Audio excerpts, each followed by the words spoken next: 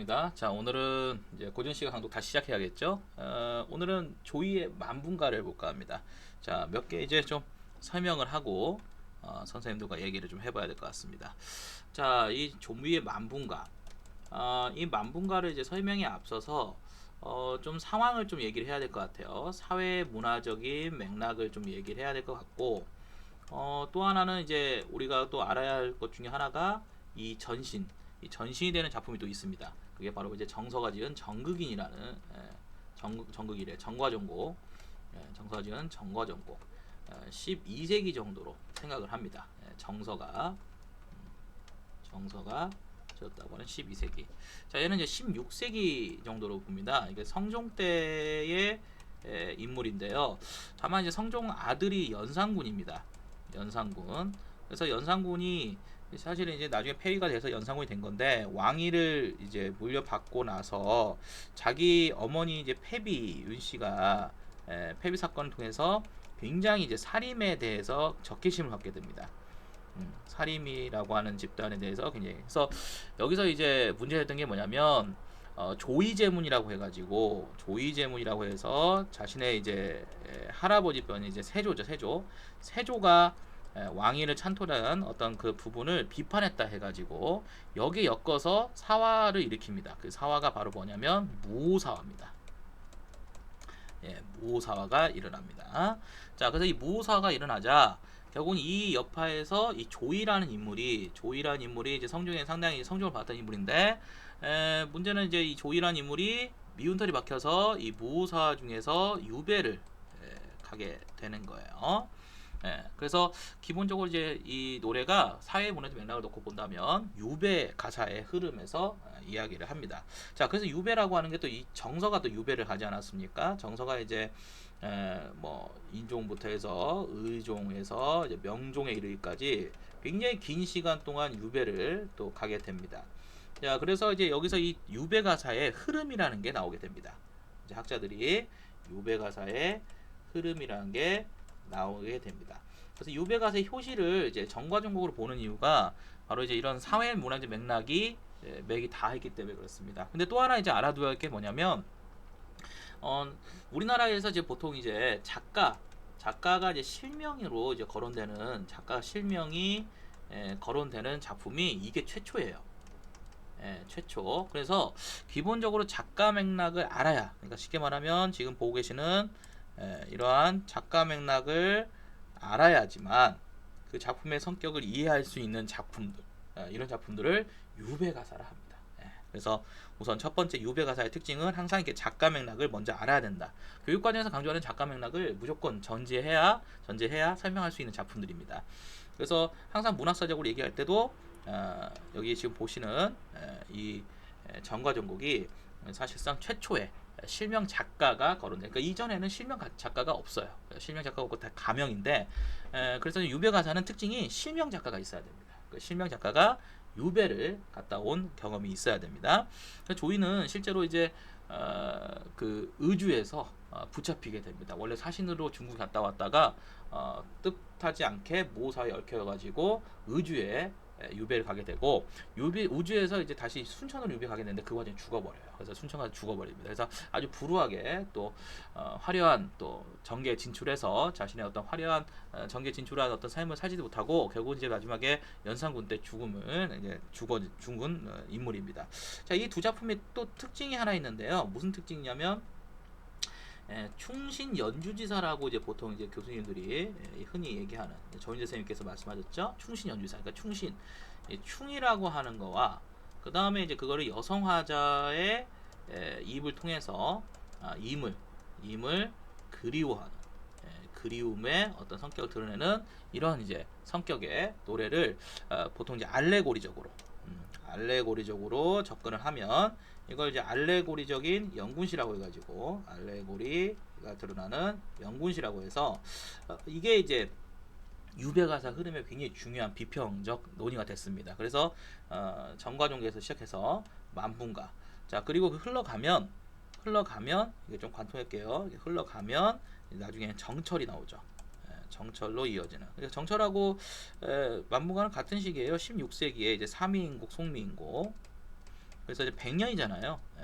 한 세기가 100년이니까 100년 안에 모두 나온 작품들입니다.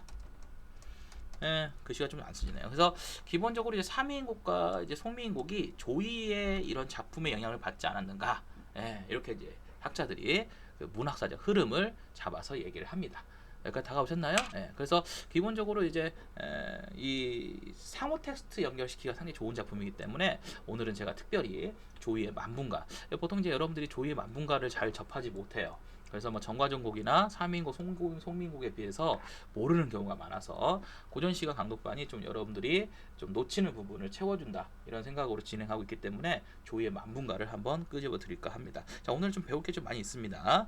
자, 그 다음에 좀 이제 다시 정리를 하면은, 자, 이제 만분가를 가지고 얘기해 봅시다. 만분가라는 게 재밌는 게 뭐냐면, 만분가가 학자들 사이에서는 또 어떤 문제가 있냐면, 얘가 이제 그 사미인곡, 송미인곡과 관련지었을 때 어떤 관계가 있을까? 요걸 이제 연구하는 이제 논의가 있었거든요. 그래서 여기서 가장 특징이 뭐냐면, 무슨 여성 화자가 등장한다는 것은 정과정도 마찬가지이기 때문에 별 차이가 없어요. 그래서 여성 화자가 등장한다는 거, 그리고 임을 상정해 놓고 임을 그리워한다는 거, 여기까지는 뭐 사실은 별 차이가 없는데, 왜냐면 정서에 정과정도 들으니까. 근데 문제는 뭐냐면, 이거를 설명할 때 임과 합치의 공간, 임과 함께 고스 있었던 합치의 공간을 천상계로 설정해 놓고, 천상계로 설정해 놓고, 그 다음에 여성 화자가 홀로 유배의 상황을 가정할 수 있겠죠. 여러 혼자 이제 이별의 어떤 상황을 가정한 것을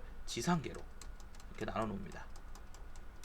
지상계로 나눠 놓습니다. 그래서 이 둘의 이제 관계를 이렇게 볼 수가 있죠. 그래서 이 둘의 관계에서 이제 거꾸로 해야겠네요. 이 둘의 관계에서 이렇게 보면 얘가 이제 유배에 와 있다는 상황을 이렇게 설정을 합니다. 이런 설정이 처음 나온 게 만분가예요. 그래서 만분가의 이런 설정이 사민국, 송민국에도 그대로 보이는 것은 아마도 정철이 그 같은 시기에 세기에 100년 안에 있었던 만분가 영향을 받지 않았는가. 그래서 같은 유배가사의 흐름에서 이렇게 맥을 이어서 설명을 합니다. 좀 간략하게 설명을 좀 해보았습니다. 그래서 지금 우리가 이제 봐야 할 조이가 어떤 문학사적 위상이 있는지를 좀 설명해 보았습니다. 자, 본격적으로 작품 한번 읽어볼까요? 자, 여기 보시면 천산백옥경이란 말이 나오죠. 이게 천상계입니다. 그죠? 천상계.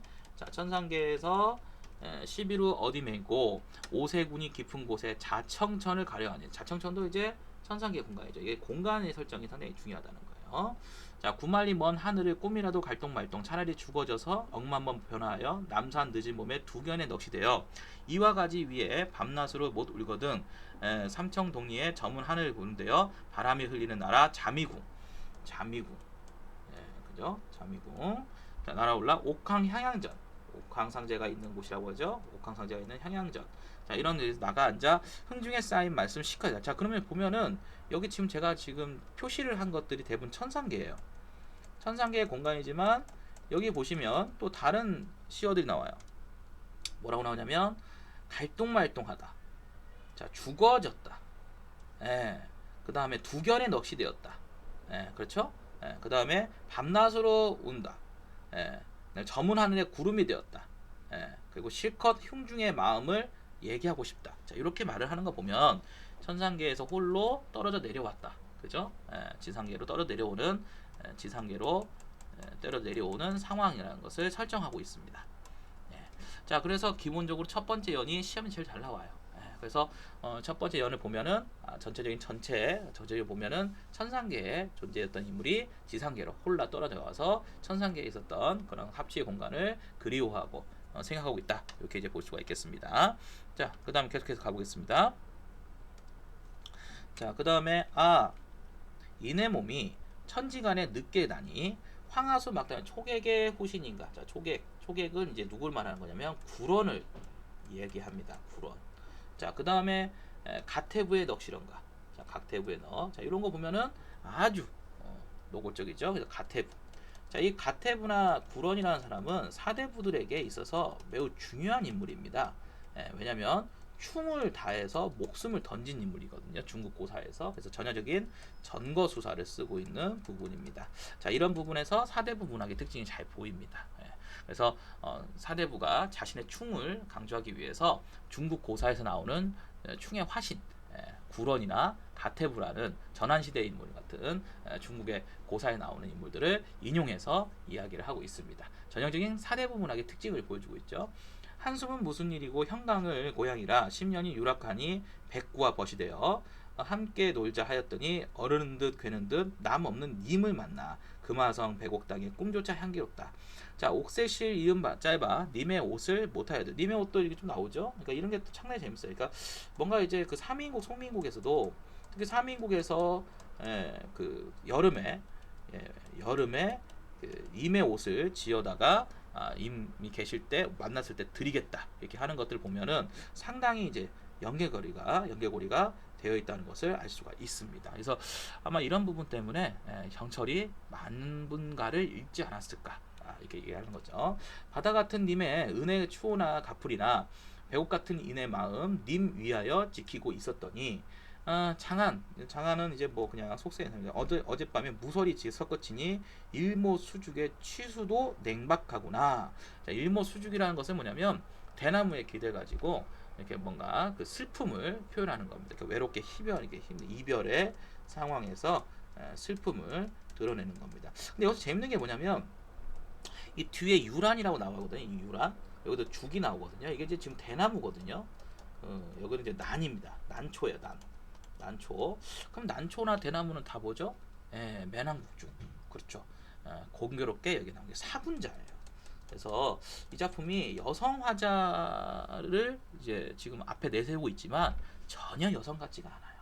사대부의 목소리가 너무나 잘 드러납니다. 그래서 이런 부분 때문에 이런 작품을 알레고리 연구시라고 합니다. 그래서 여성 화자인 것처럼 말을 하고 있을 뿐이지 표현적인 측면이나 이야기하는 사람은 여지없이 사대부라는 남성의 문학적 전유물임을 잘 드러내고 있습니다. 자, 계속 지우겠습니다. 자, 계속해서 이어서 자, 유란이 꺾어지고 난초를 꺾어지어서 임계신대, 임이라는 청자가 드러나죠. 임계신대에 바라보니 약수, 이거는 이제 거기도 나오죠. 거기도 나오는데 어디서 나오죠? 규원가에서도 나오죠. 전설 속에 나오는 공간입니다. 도저히 건널 수 없는 강. 그죠? 그래서 이런 거 보면은 규원가가 여성 작가이고 여성의 이야기를 하고 있음에도 불구하고 사대부의 어떤 표현력을 갖고 있었다는 것을 다시 한번 확인해 볼 수가 있죠. 그래서 규원가가 왜 중요하냐면 여성 화자들은 또 여성 작가들은 대부분 어떤 여성성이 이제 잘 드러나야 되는데 규원가 같은 경우는 사대부 성격이 잘 드러납니다. 그럼에도 불구하고 작가는 남성이 아니라 여성이었죠. 그래서 허난설한 선생님이 사대부에 준하는 문학적 형성력이 충분히 갖고 있었다는 것을 잘 보여주는 작품입니다. 자, 초췌한 얼굴이 님 그려 일이 되었구나. 천층난 한가운데 백척간에 올랐더니 무단한 양각풍이 환해 중에 내리나니 억만장 못해 빠져 하늘 땅을 모르겠도다. 노나라 흐린 술. 노나라도 이거 보면 이런 거 얘기하면 이거 지금 공자 맹자 얘기하는 거 아닙니까? 노국 좁은 줄을 몰랐다. 옛날에 정철의 관동벽에도 나오는데 이 노나라 얘기하면 진인이 취한 잔에 또 술이나 잔 이거 보면은 너무나 이제 여성화자라고 하기에는 너무 티가 나요. 사대부 남성의 티가. 그래서 이 작품은 전형적인 남성 작가가 여성의 목소리를 빌어서 자신의 뜻을 밝히는 관념적 뜻을 밝히는 그래서 충신 연주지사라는 말을 만들게 된 교수님들 조인지승에서 충신 연주사라는 말을 만들게 된 장본인입니다. 성문 모진불에 옥석이 맞게 타니 뜰 앞에 심은 난이 반이나 이어서 난이라는 게 또 나왔죠. 난. 아까 유란이라고 나와 있었는데 유란. 이런 거 보면은 대나무도 있고 자신의 충절을 상당히 강조하는 그런 의식을 보여주고 있습니다. 그렇죠? 자, 이렇게 정리하면 되겠습니다. 자, 그 다음에 계속해서 좀 지우고 넘어가 보도록 하겠습니다. 자, 오동 저문 비에 외기럭이 울며 갈 때 관산 만리길이 눈에 암암 밟히는 듯 청년시 고쳐 읽고 팔도한을 스쳐보니 화산에 오는 새야 이별도 괴로워라. 자, 이별의 괴로워라고 해서 이제 정서가 드러나죠. 괴로움입니다. 그런데 여러분들 이제 여기서 이 작품에서 좀 하나 알아두셔야 할 게 있어요. 일반적으로 이제 사대부라는 사람들은 대부분 자기가 자연 속에 몸을 담고 있으면서도 군주의 은혜라고 얘기해요. 그죠? 역군은 있었다라고 해가지고 군주의 은혜를 찬송하죠. 칭송합니다. 그래서 보통 이제 군주가 어떻게 보면은 영구지정이라고 하죠. 영군지정이라고 해가지고 굉장히 그 자기가 비록 몸은 강호에 있지만 군주를 생각하면서 군주의 은혜를 갚고자 한다. 군주의 은혜를 감사하게 여긴다. 이렇게 이제 보통 사대부를 얘기를 하는데 이 작품을 잘 보면은요. 뭔가 지금 현재 상황이 너무 괴로워. 그래서 계속해서 그거를 알리고 있어요.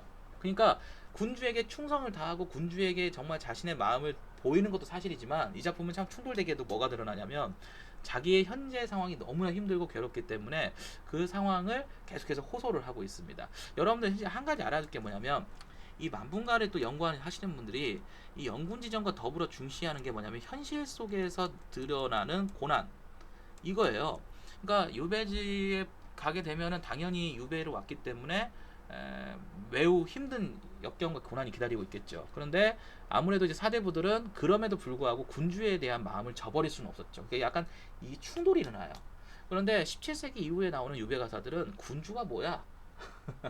군주에 대한 어떤 그런 충성이나 의리, 뭐 충절 이런 거 얘기하는 게 아니라 정말 유배지에서 겪게 되는 괴로움, 유배지에서 겪게 되었던 슬픔, 유배지에서 겪게 되었던 어떤 고난을 아주 있는 그대로 사실적으로 드러냅니다. 그래서 보통 이제 학자들이 뭐라고 얘기하면 조선 전기의 유배 가사에서 조선 후기 유배 가사를 비교해 보면 조선 전기 가사는 뭐 만분가나 사민국, 송민국 있는데 여기는 그래도 군주에 대한 갈망과 염원이 있어요. 그렇지만 뒤로 가면 군주에 대한 염원이나 영구지정 같은 건 사라져버리고 대신에 현실에서 오는 고난과 힘든 점만 사실적으로 그려내는 그런 문학관이 자리 잡게 되었다. 그래서 두 조선 전기와 조선 후기를 비교할 때 이 만분가가 또 매우 중요한 기준 역할을 하는 작품입니다. 엄청나게 중요한 작품이에요. 그래서 알력이 다 했는가?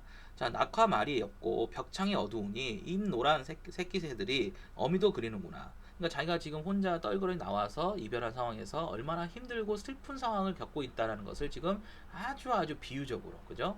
표현하고 있는 부분이 바로 이 부분입니다. 그래서 나 되게 힘들어. 지금 굉장히 현실이 고달파 뭐 이런 부분을 얘기해주고 있어요. 그래서 이게 아마도 이제 추리를 해보면 유배 생활에서 오는 그 한탄을 이렇게 표현하고 있는 거라고 볼 수 있겠죠. 자, 그래서 참 재밌는 게 뭐냐면 이 작품은 임금에 대한 찬양이나 칭송만 하지 않아요. 자, 생이사별을 한 몸에 혼자 맡아 삼천장 백발이 이랴에 길구나 긴다. 내가 이제 이별을 해서 백발이 들었다. 이런 거 보면은 여자 같지가 않아요.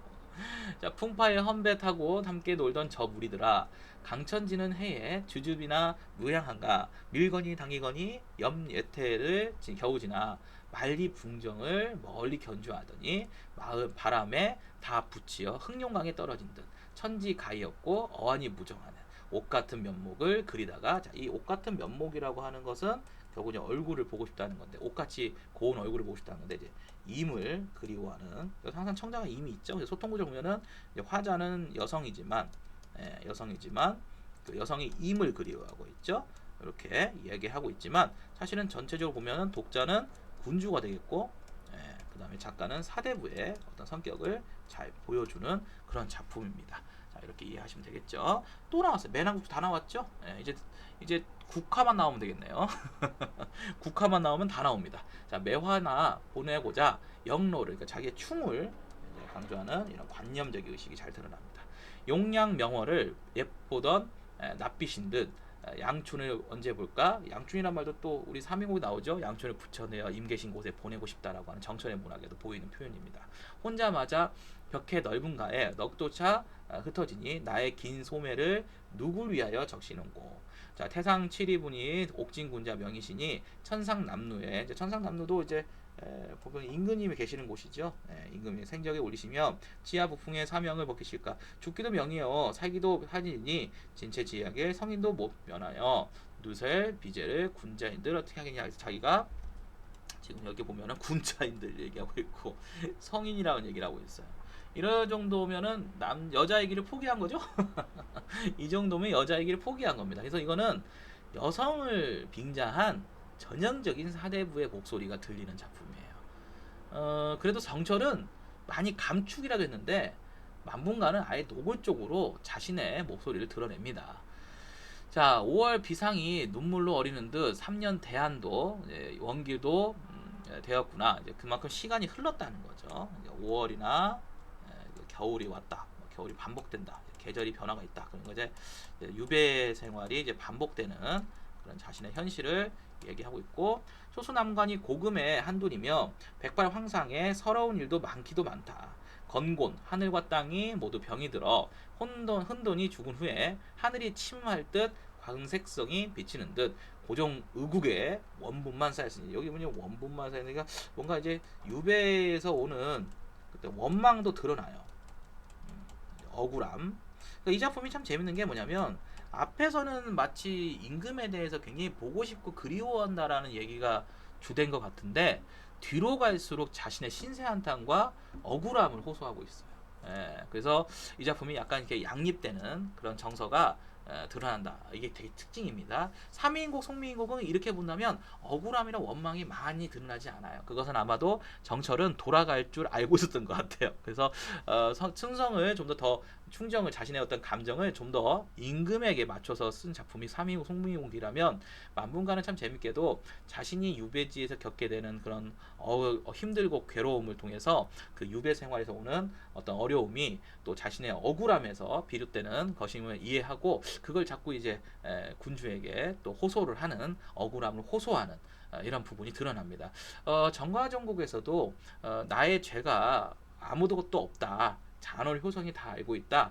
누군가가 나를 참소한다면 네가 헤아려 줘라. 이렇게 이제 억울함을 호소하죠. 그래서 실적으로 이제 유배 가사의 특징 중에 하나가 충신 연주사라는 전체적인 흐름에서 놓고 본다면 군주에게 충성을 다하고 어떤 칭송을만 할 것 같은데, 특히 이 작품은 뒤로 갈수록 자신의 현실에 대한 고난과 힘든 점을, 억울함을 호소하는 점이 매우 독특합니다. 나중에 가서는 이 부분만 살고 군주에 대한 어떤 그런 충정과 그런 그리움의 표현들은 다 사그라들어 버립니다. 이게 이제 조선 후기 문학의 특징이에요. 그래서 유배 가사가 조선 후기로 갈수록 충신 연주지사적 성격이 드러나지 않아요.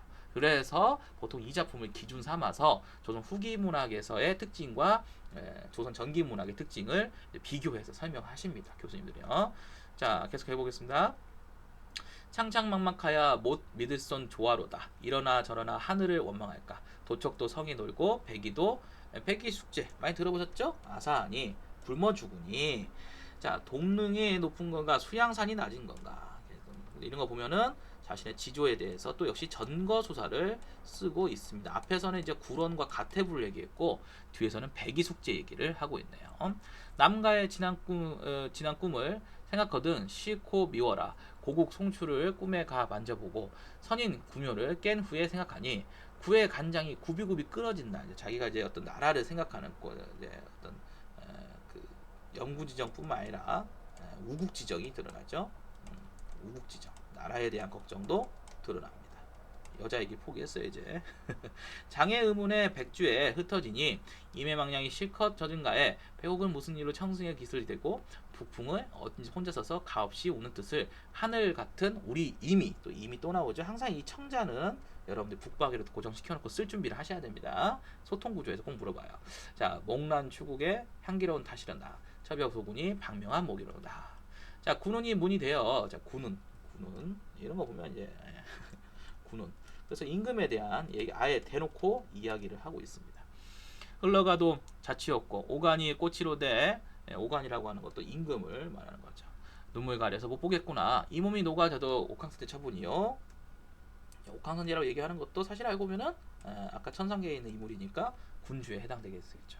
자기가 지금 억울한 일을 당해서 그거를 호소를 하고 있는데, 임금이 사실 여기서는 이제 뭐 성종이라고 해야 될 수도 있고, 자기를 이제 내친 이제 연상군이라고 할 수도 있고, 뭐 어떤 사람은 성종이라고 얘기하는 사람도 있고, 어떤 사람은 시대적으로 이제 부도사 때문에 이렇게 벌어졌으니까 연상군에 대한 얘기하는 사람도 있고요. 그래서 연상군은 미워할 수밖에 없잖아요. 솔직히 자기가 억울하게 이렇게 유배로 왔으니까. 그럼에도 불구하고 또 군주에 대한 그 신하가 욕을 하거나 지적을 하면 되는데요? 안 되죠. 그래서 아무리 후한무치하고 들떨어진 군주라 하더라도 신화된 도리로서 군주를 가르치거나 아니면 군주에게 무엇인가를 지적하면 안 되는 게 또 사대부대 철칙이거든요. 그래서 여기 보면은 정말 속에 이제 막 천불이 올라오고 있는데도 불구하고 군주에 대해서는 상당히 이제 자기가 자기의 처지를 알아주기를 바라는 그런 임에 대한 어떤 간곡한 호소를 하고 있다는 게 느껴집니다. 바람비 뿌린 손해님의 귀에 들리거니 윤회 만겁하여 금강학이 되어 12,000봉의 금강산이 일반주의 솟아올라 가을달 밝은 밤에 두어 슬피 울어. 아까 두견세라고 이번엔 학이네요. 이제 학이 되어서 울었겠다. 아까는 두견이었는데. 두견세였는데 그래서 두견세도 이제 어떻게 보면 설화가 있죠. 그래서 울다가 결국 피를 토하고 죽었다라는 그런 설화가 있는데 학도 마찬가지로 해서 자기가 지금 투사시킨 그런 객관 상관물을 볼 수 있겠네요. 그래서 두견세는 학이 앞에서 약쪽에서 작은 그 대응이 돼가지고 자신의 처지에서 임에 대한 자신의 어떤 뭐랄까 충정 이런 것들을 객관적 상관물도 보여주고 있는 그런 소재라고 보시면 되겠습니다. 한이 뿌리가 되어 눈물로 가지삼아 이런 거 보면 진짜 억울하기는 엄청 억울했나 봐요. 그래서 님의 창밖에 외나무 매화 나왔네요. 또 매화 또 나왔어요. 사군자죠. 그래서 이 작품은 사대부의 성격을 너무 잘 보여줘요. 월중 소령의 님의 옷도 님의 또 있어요. 어여쁜 이 얼굴을 너로구나 반기실까. 통풍이 유정하여 암향이 불러올 때 이제 봄이 왔죠. 고결한 인의 생계 중림에나 붙이시죠, 그죠? 빈 낚인테 빗겨 긁고 빈배만 혼자 때 이런 거 보면 정철이 많이 갖다 베낀 것 같긴 해요. 송민곡이나 이런 데 보면 빈배 나오잖아요, 그죠? 그리고 사민곡 님의 옷 나오고 매화 나오고 이런 거 보면은 어떤 학자분이 정철이 메모강이고 거의 표절을 했다 이렇게까지 이제 폄하했었는데 그럴만도 할 것 같아요. 너무나 닮아 있어요. 그래서 정철의 문학이 만분가에서 영향을 받았다 이렇게 얘기를 하는 겁니다. 자, 그래도 한마음 엄청 길죠. 한마음은 위고래에 달려 있어 내 묵은 그럼에도 불구하고 임에 대한 마음은 저버리지 못합니다. 그러니까 참 이게 사대부의 어쩔 수 없는 마음인 것 같아요. 내가 더럽고 진짜 안 입고 내가 즐거워 내가 진짜 저놈을 그냥 확 죽여보고 싶어도 제가 강하게 얘기했지만 죽여보고 싶어도 결국은 군주를 무시하는 사대부는 의미가 없죠. 사대부라는 존재들은 결국 군주에 대한 충을 다했을 때 그리고 충신이라는 호칭을 들었을 때 최고의 가치를 여겼던 사람들이기 때문에 진짜 억울하고 막 패 죽이고 싶어도 결국 마지막에서는 이렇게 다시 뭐 군주에 대한 은혜와 군주에 대한 그리움으로 이야기를 마무리 짓습니다. 1편 장안을 일하에 바라보고 외로 머뭇거리며 이 몸의 탓이란가 이 몸이 전혀 몰라. 그러니까 앞에서 우리 규원가 같은 경우는 점점 남편을 원망하고 남편을 이제 막 미워하는 그런 이야기인데 여기는 잠깐 약간 이게 좀 뭐랄까 좀 성격이 이중적이에요. 페르스나와 아미니마가 충돌하는 거니까 처음에는 임금에 대해서 뭔가 찬양을 하고 뭔가 임금과 함께 있길 바랬어요 라고 하다가 점점 내가 굉장히 힘들어 나 굉장히 막 내가 나를 알아오구래 막 이러다가 같이 많이 그럼에도 불구하고 임금에 대해서 생각하고 있어 뭐 이런 식으로 얘는 약간 이제 회귀를 하는 느낌인데 규원가는 결국 처음에는 남편에 대한 생각을 하다가 뒤로 가서 이 썩을 놈 죽여버릴 거야. 이 나쁜 놈 바람이라 피로 다니고 말이야. 그래서 원망을 하는 노래로 바뀝니다. 한번 비교해보면 재밌습니다. 이 보키씨 이런 말도 다 지금 중국의 전설에 나오는 신이죠. 그래서 이런 거 보면은 어떤 사대부의 문학이 잘 드러납니다.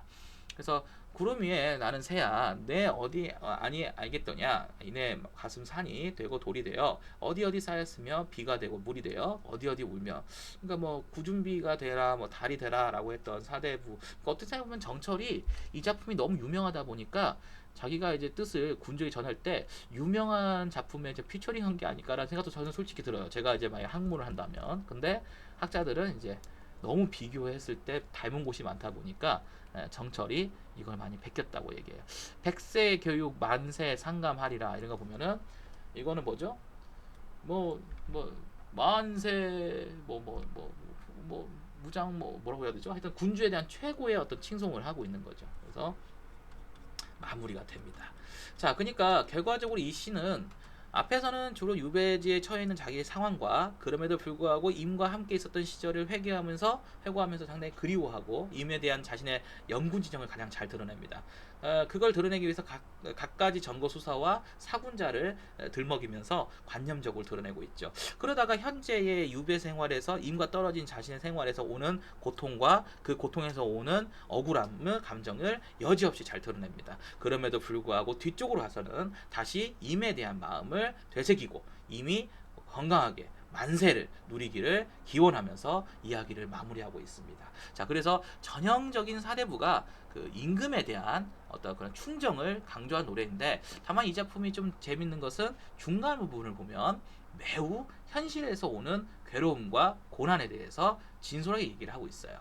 그래서 조선 후기로 가면은 이런 진솔한 부분이 좀 더 확대되면서 훨씬 더 구체적이고 사실적으로 그려내고, 주로 이제 만원사라든지 만분가 말고요, 만원사라든지 뒤에 나오는 뭐 북강곡이라든지 이런 작품들에서 훨씬 더 이제 그런 성격이 잘 드러나기 때문에 이런 작품을 한 번 정도는 접근해서 이해를 해서 정리를 해놔야 선생님들이 나중에 뭐 사민곡, 송민곡이야 뭐 여러분들 잘 아시다 한다라도 조이의 만문가가 나왔을 때 헐업쇼 교수가 뭘 내려고 했구나 이런 걸 금방 이제 아실 수가 있게 되실 것 같습니다. 자, 이렇게 이제 정리를 하고 마무리를 하는 걸로 하겠습니다. 자, 오늘은 조이의 만문가를 살펴보았습니다. 그러면 다음 시간에 또 다른 작품을 찾아뵙도록 하겠습니다. 다음 시간에 봬요.